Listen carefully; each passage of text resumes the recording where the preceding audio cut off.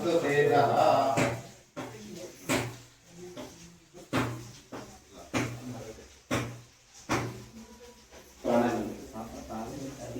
ओम स्वाहा ओम स्वाहा ओम स्वाहा ओम महा ओम जनः ओम तपः ओम सत्यम ओम सत्य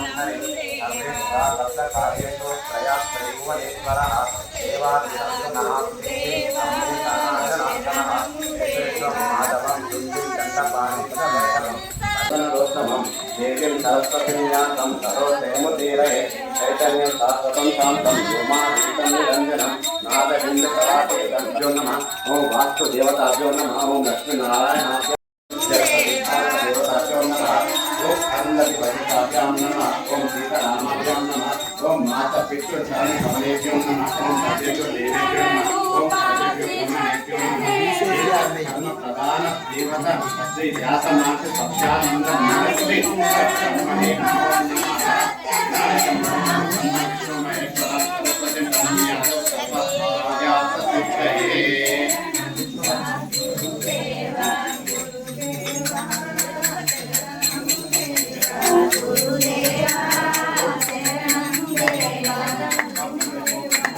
गमस्तंतु देवानां गमनस्तंतु राक्षसानां दुर्गंधारहं तत्स देव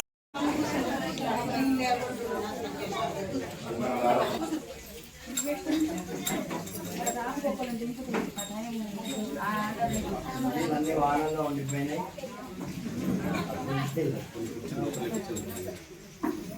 వీళ్ళు వాహనంలో ఉండిపోయినాయి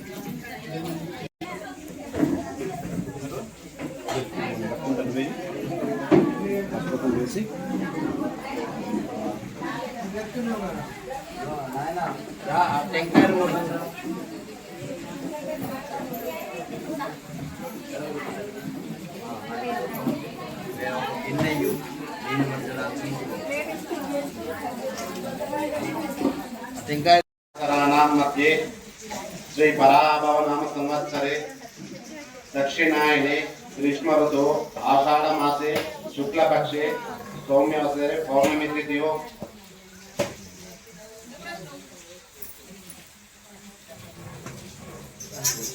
श्रीमान మీ పేరు చెప్పండి वस्त्रम ओम श्री महागणाधिपतये नमः वस्त्रोपवस्त्रं सम पुरुष पुरुषस्परि एवानो दूर्वे प्रदनो सहस्रेण शतेन च ओम श्री महागणाधिपतये नमः पूर्वांकुरान् समर्पयामि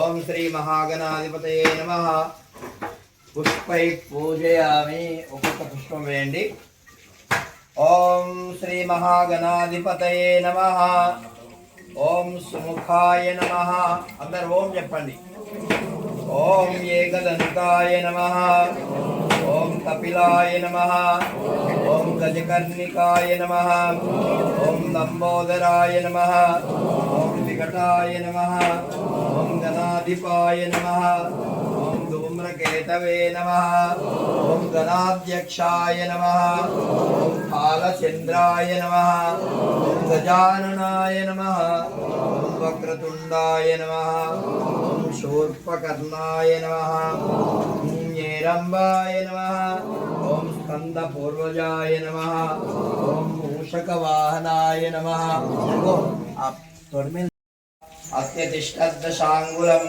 ओम श्री गुरुमूर्तये नमः आवाहनं समर्पयामि मरొక పుష్పం తీసుకోండి ओम पुरुषये वेदगुं सर्वं यद्भूतं यच्च भव्यं उदामृतत्वशेषानः यदन्नेनातिरोहति ओम श्री गुरुमूर्तये नमः रत्नगचित सिंहासनं समर्पयामि ఓం పాద్యం కొద్దిగా జలం తీసుకొని స్వీకరించండి.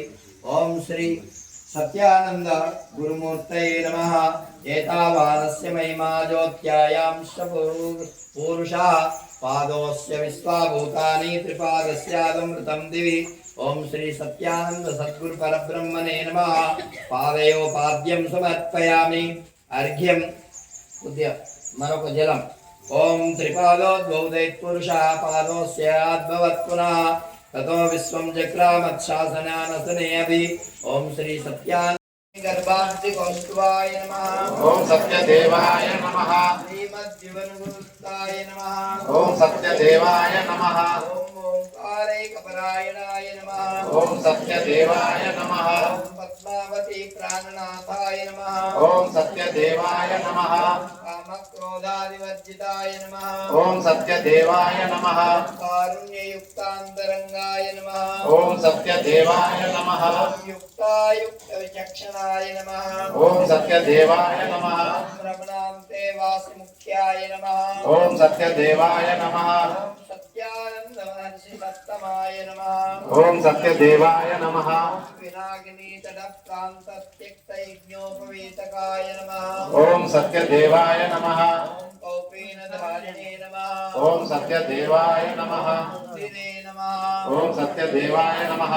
ఓం సత్యదేవాయ నమః. సదాధ్యాత్మోపదేశకాయ నమః. ఓం సత్యదేవాయ నమః.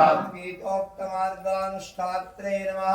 ఓం సత్యదేవాయ నమః. ఓం గర్వాహంకారవర్జితాయ నమః. ఓం సత్యదేవాయ నమః. ఓం మహాబలాయ నమః. ఓం సత్యదేవాయ నమః. ఓం మితాహారాయ నమః. ఓం సత్యదేవాయ నమః. ఓం నిరాడంబర జీవితాయ నమః. ఓం సత్యదేవాయ నమః. ఓం శ్రీ సింహాచల ప్రాగ్భాసితాశ్రమ విశ్రమాయ నమః. ఓం సత్యదేవాయ నమః. ఓం సముద్రవాద సంసేవ్యాయ నమః. ఓం సత్యదేవాయ నమః. ఓం ఉచ్చ శుభ్రస్థల స్థిత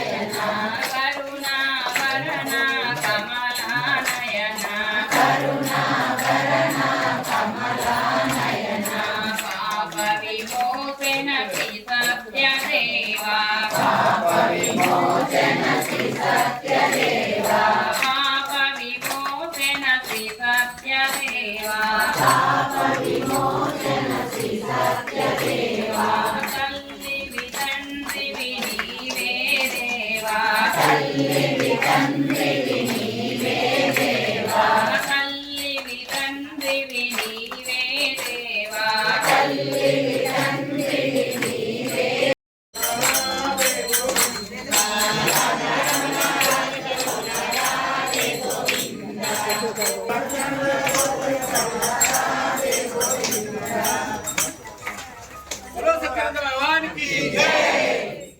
भगवान सत्यानंद भगवान की जय।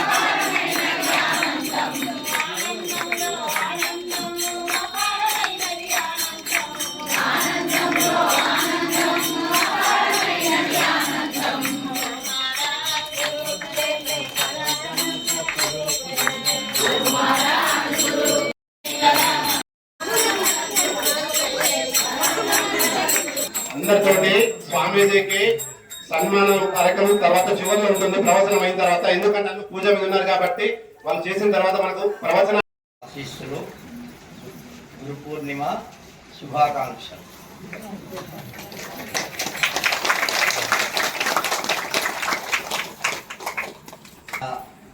జీవితంలో వెలుగును నింపేటటువంటి వాడు గురువు. మన జీవితాన్ని మనం జన్మించినప్పటి నుంచి మరొక రకమైన వెలుగును నింపేటటువంటిది అమ్మ. తండ్రి ఈ లోకములో ఎలా జీవించాలో ఆచరించి చూపిస్తాడు. ఆయన జీవనమే మనకు ఆదర్శం. అమ్మ మాటలే మనకు బాటలు. ఆమె ఎలా ఎలా నడవాలో, ఎలా మాట్లాడాలో, ఎవరు వచ్చినప్పుడు ఎలా మనం ప్రవర్తించాలో చెప్పేటటువంటిది అమ్మ కదా. అవునా? అమ్మనే. అమ్మ చిన్నప్పటి నుంచి, మనం పుట్టినప్పటి నుంచి మనం ఒక 5 సంవత్సరాలు వచ్చేసరికి మరి గురువు దగ్గరికి పంపించేవాళ్ళు. రాముడు కూడా వశిష్ఠుని దగ్గర మరి విద్యాభ్యాసం చేసినాడు. కృష్ణ పరమాత్మ సాందీపని మహర్షి దగ్గర విద్యాభ్యాసం చేసినాడు. ఇట్లా ఎంతో మంది రాజులు, మామూలుగా ఉండేటటువంటి పిల్లలు కూడా అందరూ గురువు దగ్గర విద్యాభ్యాసం చేసినటువంటి వాళ్ళే. అంటే అమ్మ కొంతవరకు చెప్తుంది. నాన్న మనల్ని సంరక్షిస్తారు, అమ్మ సంరక్షిస్తుంది. కానీ మన జీవితంలో ప్రభావము ఎక్కువగా అమ్మది ఉంటుంది. అమ్మ యొక్క నడవడిక, అమ్మ మాటలు, అమ్మ యొక్క ప్రవర్తన, ఏ విధమైనటువంటి అలజడి లేకుండా మన జీవితాలను గడిపింపజేసేటువంటిది అమ్మ. ఏదన్నా చిన్న తప్పు చేసినా ఇట్లా కాదు నాన్న అని బుజ్జగించి చెప్పేది అమ్మ. అక్కడ మనకు భయము ఉంటుంది, తర్వాత భక్తి కూడా ఉంటుంది. భయము ఉన్నటువంటి వాడు గురువు చెప్పినటువంటి దాన్ని ఆచరిస్తాడు. భక్తి ఉన్నటువంటి వాడు కూడా ఆచరిస్తాడు. అయితే దీంట్లో 2 విషయాలు ఉన్నాయి. భక్తి ఉన్నటువంటి వాడికి ఏది చెప్పినా శ్రద్ధగా విని దాన్ని ఆచరిస్తాడు, దాన్ని పట్టుకుంటాడు, దాన్ని జీవితంలో ఆత్మసాత్యం చేసుకోవడానికి ప్రయత్నం చేస్తాడు. ఇక భయం ఉన్నవాడే వాడు మన ఎదుట మాత్రమే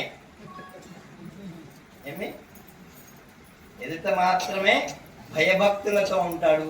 మన చెప్పింది చేస్తాడు, తూచా తప్పకుండా ఆచరిస్తాడు. మనం కొద్దిగా కనుమరుగు అవగానే ఆయన ఇష్టం ఉన్నట్టు చేస్తాడు. ఈ విషయం తెలిస్తే ఏంటి, ఇష్టం ఉన్నట్టు ప్రవర్తించేటటువంటి వాళ్ళు కొంత మా నాన్నగారికి ఈ విషయం తెలిస్తే మళ్ళీ ప్రమాదం వస్తుంది అని భయపడుతూ వాడు అలా ఆచరించడానికి ప్రయత్నం చేస్తాడు. ఆ భయంలో కూడా 2 భయాలు. నిర్భయత్వంగా ఉండేటటువంటి వాడు ఎవరిని లెక్క చేయడు. అట్లా చేయగలిగి నువ్వు ఉన్నట్లయితే అది స్వచ్ఛంగా వాళ్ళ జీవితాలను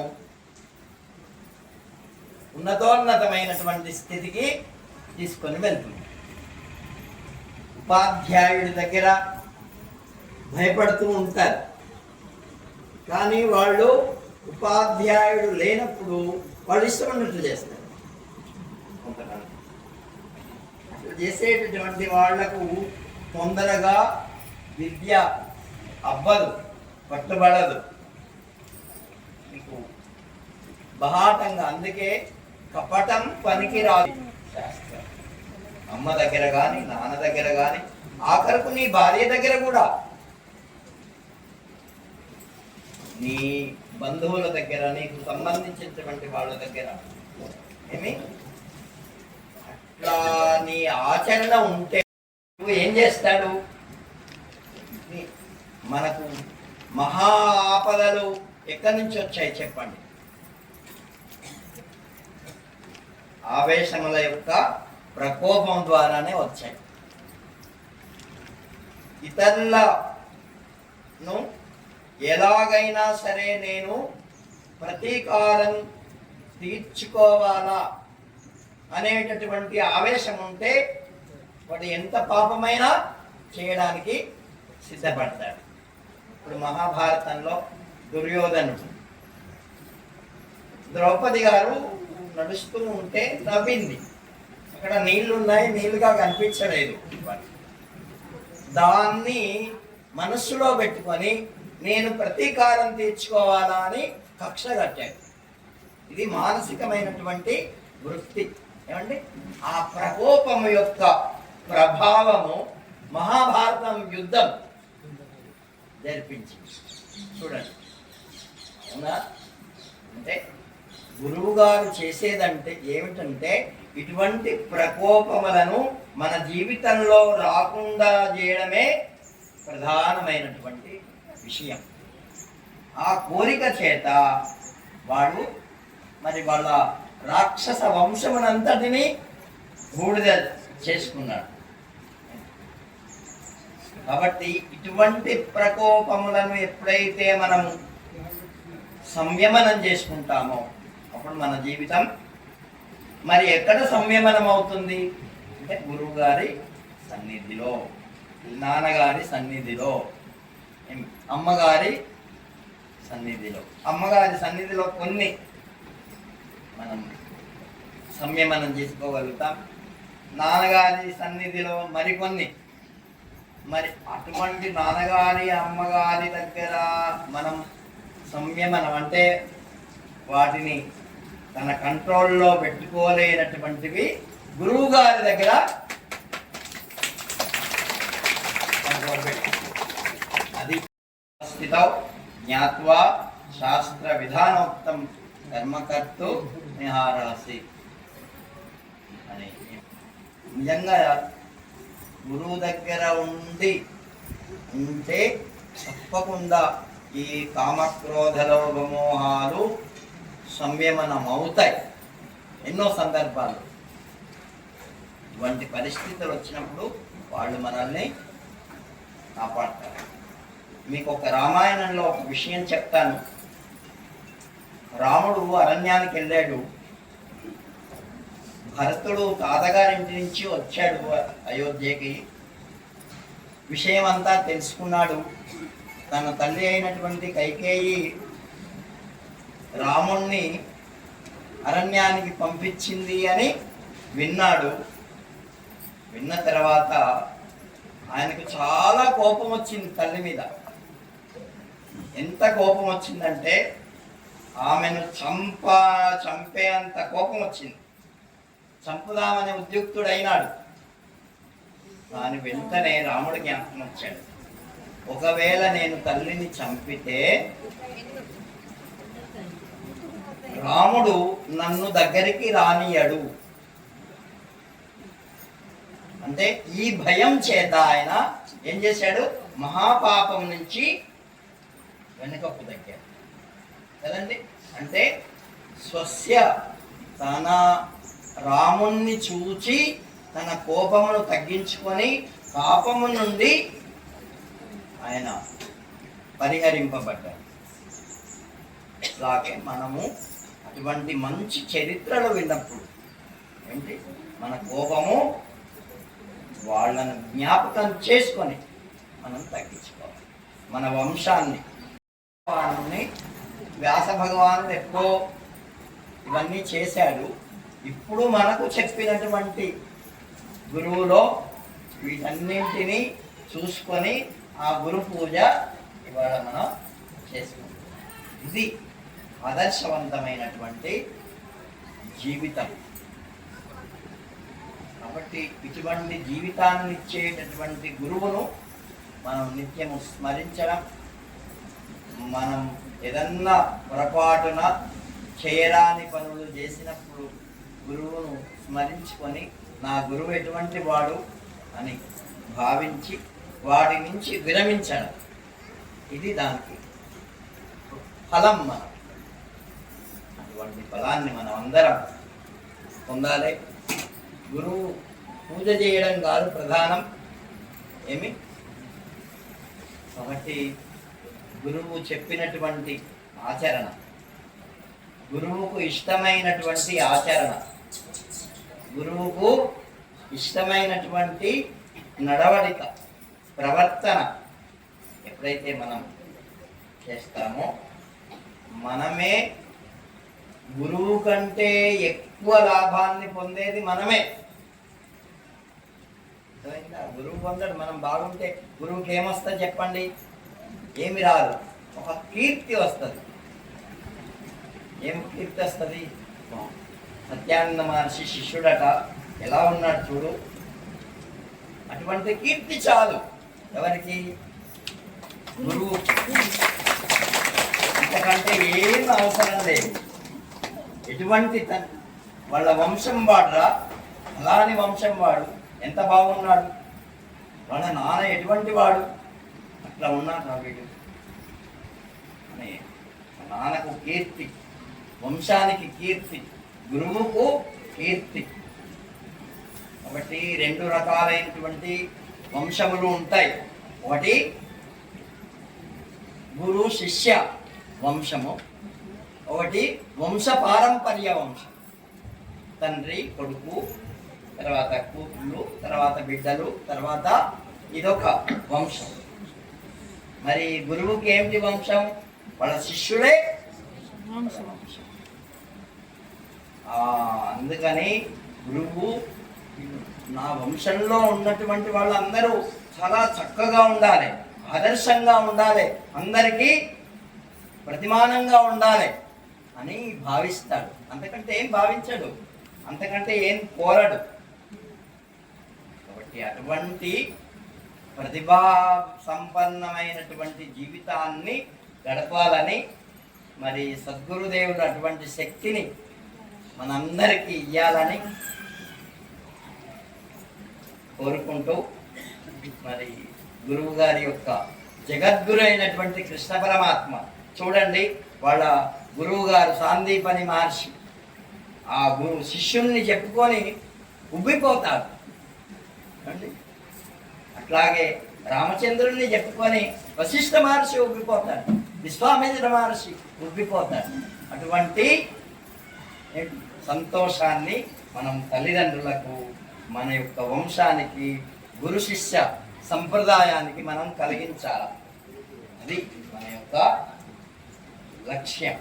కాబట్టి అటువంటిది మనం సద్గురుదేవుడు అనుగ్రహించాలని మనం బాగా మనస్సులో అటువంటివి పెట్టుకొని మన జీవితాలను, ఇవన్నీ కూడా అంటే మీరందరూ ఒక 50 సంవత్సరాలు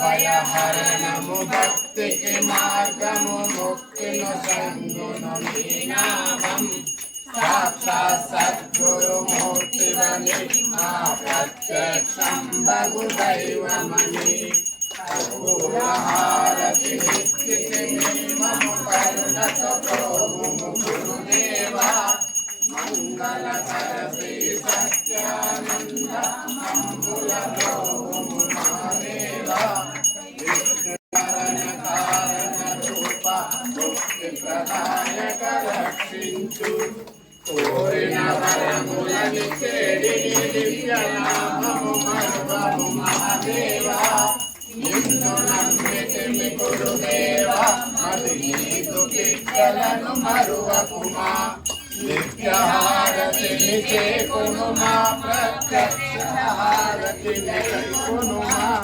మంగళకర శ్రీ సత్యానంద మమ్ముల బ్రోము మహాదేవా విఘ్న నివారణ కారణ రూప ముక్తి ప్రదాయక రక్షించు ముక్తి ప్రదాయక రక్షించు. కర్పూర గౌరం కరుణావతారం సంసారసారం భుజగేంద్రహారం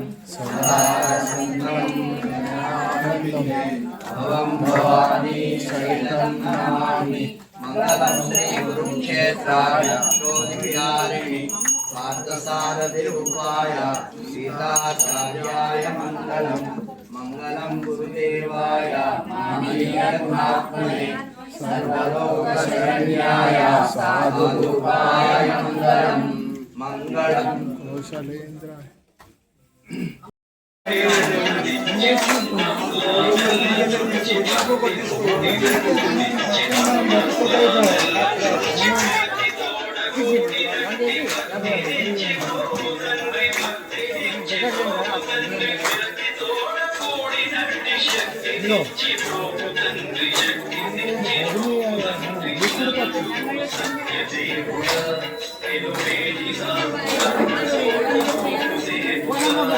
Abajo,